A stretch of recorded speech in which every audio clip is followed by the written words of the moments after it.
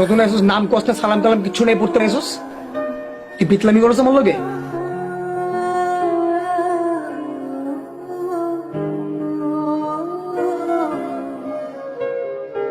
তুই আবার মাছ চাষ খেয়ে অনেক কাটা দেবো না, আমার কথা দেখ।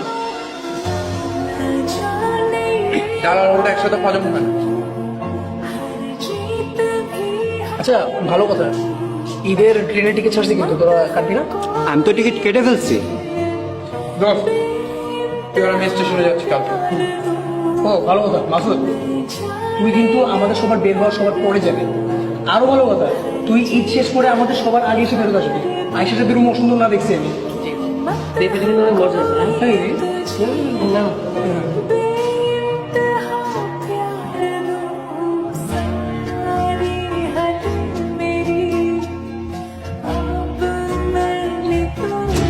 সাবধানে যাবেন মামা।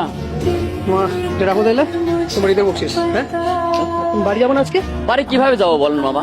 কেন? হোস্টেলে বন্ধ হয়ে যাইতেছে, আপনার রুমমেট তো যাইবো না। কিরকম সাইকো দেখছেন? ঈদ আইসে এখনো বাড়ি না যাদের এখানেই পড়তে হইবে। আমার কথাটা মানেন, ভিতরে যান, গাড়িটা ধাক্কা দিয়ে বাইর করে দেন। আপনারও তো আমিও রাগ করছিলাম, কিন্তু কিছু করার নাই। এতিমখানায় মানুষ হয়েছে, ঈদে যাইবো কই? কি বললেন? হ, যাওয়ার জায়গা নাই। কি বাড়ি যাবো না? তুই ব্যাগ গুছা একসাথে যাবো। আমি তো ঈদে কোথাও যাবো না, আমি এখানেই থাক। বাইরে যে ভিড়। না গেলে আমার বুঝা লাইন আছে তো। সালাম আলাইকুম। ওয়ালাইকুম আসসালাম। ব্যাগটা গুছায় তাড়াতাড়ি বাড়িতে চলে আসো। দুই ভাই একসাথে ঈদ করবা, মায়ের কাছে ঈদ করবা।